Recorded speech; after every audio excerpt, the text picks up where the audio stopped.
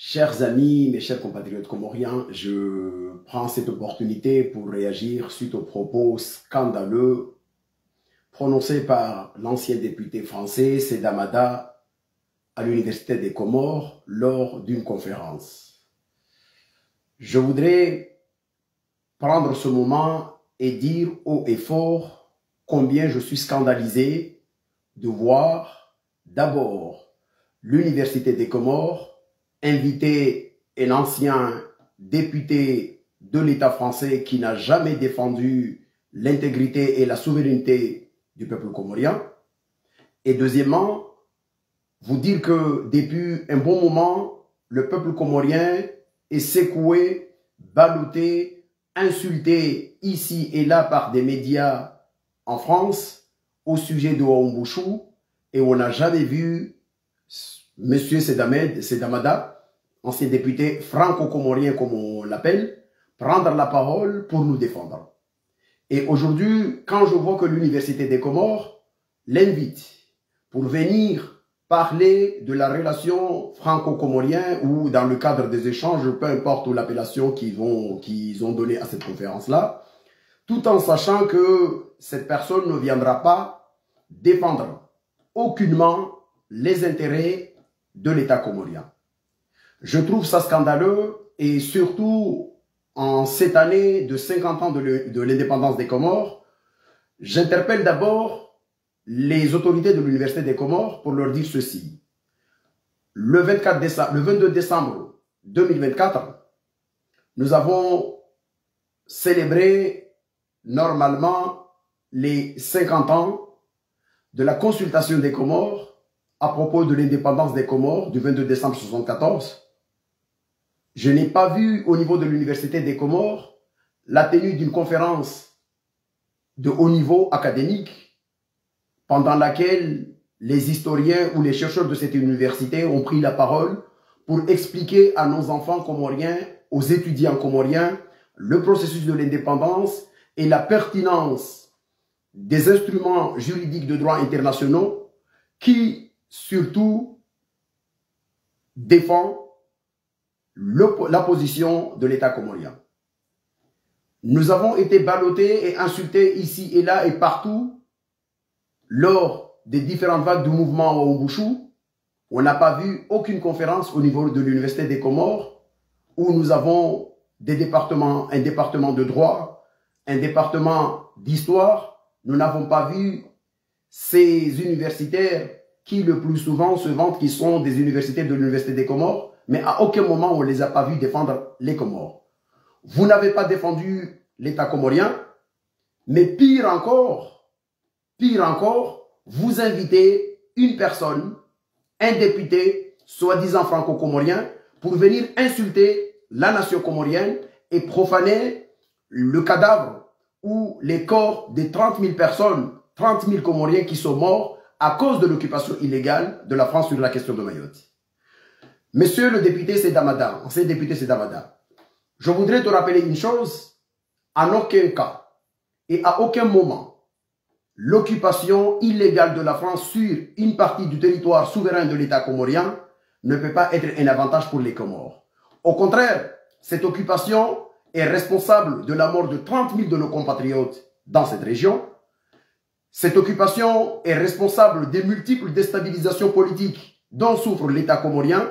Je peux vous rappeler les coups d'État successifs, les assassinats des présidents comoriens, Ali Soali le 29 mai 1978, Ahmed Abdelrahman le 26 novembre 1989, la déstabilisation par l'entremise des velléités séparatistes. Et aujourd'hui, le soutien qu'apporte l'État français au régime sanguinaire qui est aux Comores aujourd'hui. Donc, à aucun moment, et je vous invite, monsieur le député, de retirer ces propos, et j'invite à la fois, monsieur le député, et les autorités de l'Université des Comores de présenter des excuses publiques à la nation comorienne. Pourquoi je dis ceci? Sedamada ne se permettrait jamais, à aucun moment, de dire que l'occupation illégale de la Russie sur une partie du territoire ukrainien est un avantage pour les Ukrainiens. Mais au nom de quoi il se permet de dire ça vis-à-vis du peuple comorien? C'est pour vous dire le manque de considération qu'une personnalité, que ce monsieur le député a vis-à-vis du territoire des Comores. Même si on regarde le parcours de l'histoire de cette occupation illégale, on n'a jamais entendu une personnalité de l'autre côté du camp français dire que c'est un avantage. Au contraire, ils se targuent parfois avec des arguments fallacieux pour essayer de défendre l'indéfendable, mais à aucun moment on n'a jamais entendu quelqu'un nous expliquer que cette occupation illégale de Mayotte, une partie du territoire souverain de l'État comorien, est un avantage pour l'État souverain comorien. Donc j'estime que les autorités de l'Université des Comores ont invité l'ancien député français, M. Sedamada, pour venir insulter et profaner la nation comorienne lors de cette conférence. C'est inadmissible, c'est scandaleux, et surtout choisir les lieux, c'est-à-dire à l'Université des Comores. Donner la parole à une personne au sein de la jeunesse comorienne, là où nous sommes censés, où nous avons l'obligation de donner les grandes lignes de l'orientation stratégique de la défense de la souveraineté de notre pays. Vous avez choisi de donner la parole à une personnalité sous prétexte qu'il est franco-comorien, qui est venu profaner les morts qui sont causées, les morts causées par cette occupation illégale. J'aurais voulu, moi, personnellement, voir la députée de Nanterre, par exemple, Madame Sabrina Sebaï, qui, pendant la période de Oumbouchou, et parce qu'elle a estimé, en tant que députée française, mais au nom du fait qu'elle est épris du droit et de l'égalité et de l'équité du traitement de l'information, elle a estimé qu'on ne donne pas la parole au camp adverse comorien, et elle avait souhaité, et nous avait invité, et moi personnellement, il nous avait invité à l'Assemblée nationale française. Et elle avait aussi saisi cette occasion pour inviter les députés de Mayotte pour venir échanger avec nous. Ils ont souhaité de ne pas venir participer, mais au moins, ces députés nous a donné l'occasion de nous expliquer et de donner la position ou le point de vue de l'État comorien.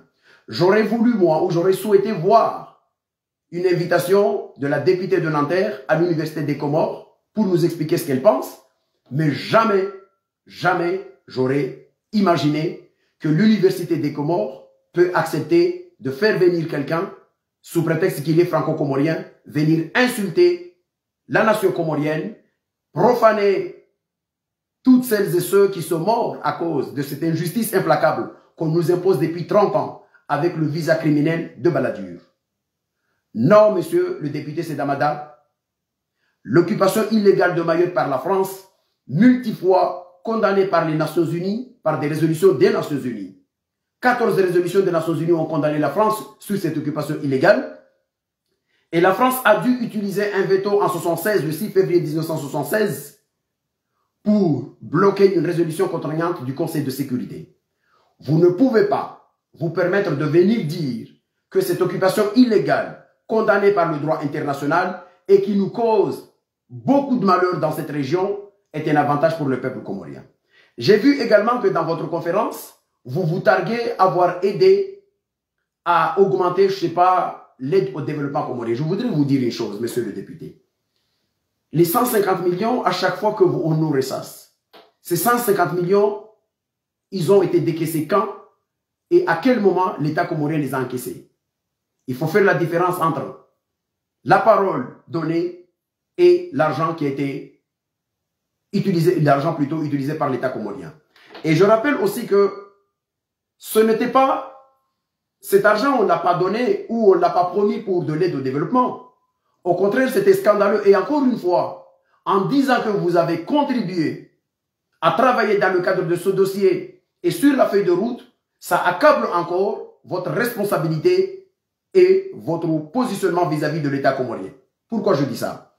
Parce que ces accords qui ont été signés juste au lendemain du fiasco des élections d'Azali, à l'époque où il me semble que c'était en 2019, ces accords ont clairement autorisé l'État français à venir installer des radars dans une partie du territoire souverain de l'État comorien, c'est-à-dire en Anjouan, pour contrôler les déplacements de la population comorienne au sein de son propre pays. Donc, à aucun moment, vous ne pouvez pas penser qu'en disant ça, vous avez rendu service aux Comores. Au contraire, vous avez contribué à humilier le peuple comorien, parce que si jamais vous aviez une once de respect et de considération pour l'État comorien, vous n'accepteriez pas que on parle de l'État où on exige, où on installe, où on donne la possibilité d'installer des radars au niveau d'Anjouan pour contrôler les mouvements de population des Comores au sein de l'ensemble des 4 îles qui constituent son espace souverain reconnu par le droit international dans le cadre d'une résolution des Nations Unies 3385 du 12 novembre 1975. Donc, j'appelle l'attention aux autorités comoriennes et j'appelle également aux autorités de l'Université des Comores. Faites très attention. Vous avez une grande responsabilité vis-à-vis de la nation comorienne. On ne vous laissera pas humilier le peuple comorien et inviter qui vous voulez pour venir tenir des propos scandaleux au sein de l'Université des Comores, là où nous sommes censés former l'élite de demain. Et deuxièmement, j'aurais voulu, moi, ou j'aurais souhaité du fond de mon âme, de voir le député Jean-Paul Lecoq, un député communiste français, qui défend jour et nuit, à chaque fois que l'occasion s'y prête, la souveraineté et le respect du droit international sur la question de Mayotte. Ce sont ces genres de personnes qu'il fallait les inviter pour que ces personnes-là prennent la parole et défendre les Comores, mais en aucun cas sous le prétexte fallacieux qu'on est franco-comorien et donc de surcroît, on invite ces personnes-là pour venir piétiner la nation comorienne et dire des propos scandaleux. Ce n'est pas normal et c'est inadmissible et j'invite M. Iboura, le président de l'Assemblée, le président de l'Université des Comores, de présenter des excuses publiques à l'adresse de la nation comorienne parce que c'est inadmissible ce qui s'est passé aujourd'hui aux Comores. Et enfin, monsieur le député, si vous vous souciez réellement de l'avenir ou du développement des Comores, vous auriez dû au moins rappeler à ce régime qui est aux Comores qu'il n'est pas normal de suffoquer un peuple ou de tuer des gens sans qu'il ait la moindre information judiciaire ouverte. Mais parce que vous ne pouvez pas critiquer le régime d'Azali parce que vous attendez quelque chose de ce régime, ce qui n'est pas le cas pour nous tous. Je rappelle que Sedamada, aussi bien Sedamada que nous tous, et particulièrement nous sommes des franco-comoriens. Nous avons 2 patries, la France et les Comores. Et nous sommes fiers de ces 2 patries, mais en aucun moment, on n'accepterait pas que l'une de ces 2 nations piétine le droit au détriment des intérêts de l'autre. Jusqu'à preuve du contraire, l'État français viole le droit international aux Comores. Ce n'est pas les Comoriens qui le disent, mais c'est le droit international et ce sont les Nations Unies qui le disent. Alors, nous, en tant qu'enfants comoriens, et surtout conscients de l'hémorragie que le visa criminel et l'occupation nous causent et les déstabilisations multiples que cette occupation nous cause de l'autre côté des Comores, on condamnera toujours cette occupation jusqu'à ce qu'on arrive à trouver une solution. Des solutions existent, mais il faudra que de l'autre côté, c'est-à-dire de l'autre côté de la République française et de l'autre côté des Comores, on ait des autorités qui sont prêtes réellement à travailler pour qu'on trouve une solution fiable et on trouve une solution pour éviter toutes ces questions-là et surtout dans le respect du droit international. Monsieur Sedamada, je voudrais encore une fois rappeler que vous êtes franco-comorien.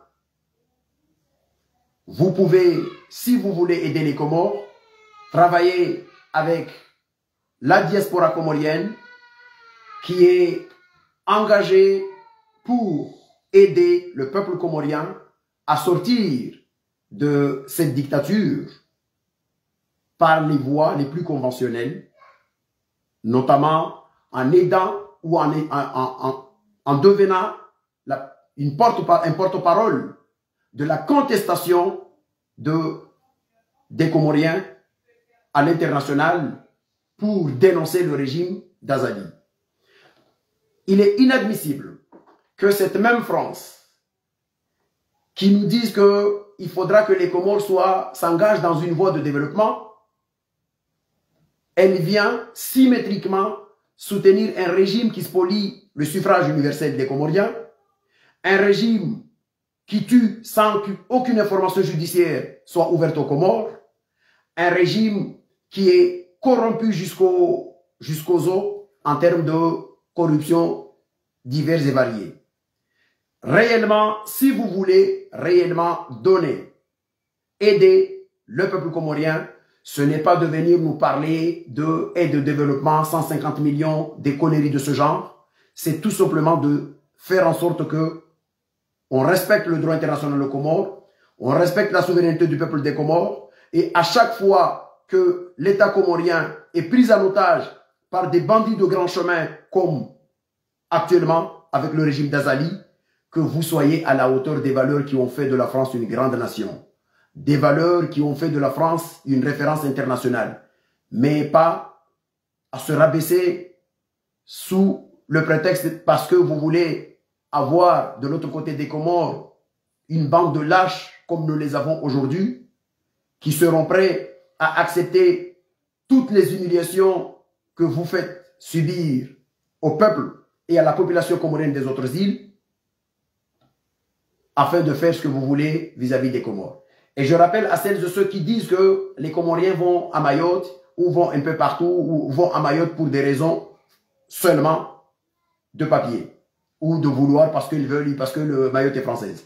Je rappelle une chose, dans l'histoire des Comores, si vous regardez n'importe quelle carte que vous prenez, vous verrez que de l'autre côté de Mayotte, il y a toujours eu plus d'étrangers, plus des Comoriens des autres îles de la région que des Mahorais. Dans l'histoire, vous pouvez regarder. Et vous rappelez une chose, effectivement, il y a de la misère de l'autre côté des Comores, on ne le nie pas. Il y a des personnes qui quittent les Comores pour y aller de l'autre côté de Mayotte parce pour aller trouver une vie meilleure. Mais ces personnes quittent les Comores parce que vous, l'État français et les autorités françaises, vous soutenez, vaille que vaille, les régimes qui étouffent le peuple comorien de l'autre côté. Si réellement vous êtes cohérent, vous ne voulez pas, vous voulez, parce que pour l'instant, on peut régler la question comorienne, ce différend diplomatique qui nous oppose qui oppose l'État comorien avec l'État français, en commençant déjà par regarder les autres aspects qui ne sont pas l'aspect diplomatique. Par exemple, demander à ce que le régime qui est de l'autre côté des Comores respecte le suffrage universel. Faites en sorte que, sur le plan de développement ou en termes de justice, on ait un régime qui respecte les Comores, qui respecte les Comoriens. Ça permettra, à chaque fois qu'on organisera des élections aux Comoriens de choisir le candidat qui a le projet le plus adapté pour sortir les Comores de la précarité dans laquelle ils se trouvent aujourd'hui.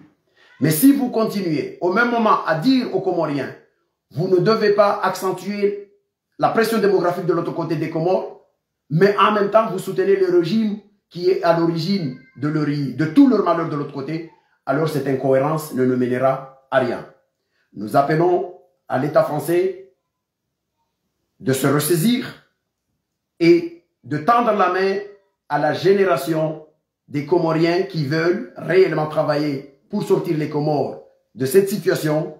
Et un jour, une fois qu'on aura des autorités légitimes de l'autre côté des Comores, issues du suffrage universel des Comoriens, vous aurez en face des responsables dignes de la confiance du peuple comorien pour discuter d'égal à égal les voies et les moyens de trouver une solution sur ce différend qui nous oppose. Je m'arrête là et encore une fois, je rappelle aux autorités comoriennes et aux autorités de l'Université des Comores de se ressaisir et de ne plus jamais répéter ces genres d'erreurs ou ce genre de fautes à l'adresse de la nation comorienne. La nation comorienne mérite mieux. La nation comorienne ne mérite pas qu'on vienne l'insulter au sein de son université. Cette université n'a pas été créée pour venir, pour accueillir des personnes qui viendront insulter ou profaner les Comores, mais plutôt pour venir aider à la jeunesse comorienne d'avoir une vision, un regard d'avenir et surtout des opportunités de réussir afin qu'on engage une nouvelle dynamique pour sortir ce pays dans le marasme économique dans lequel il se trouve aujourd'hui. Je vous remercie.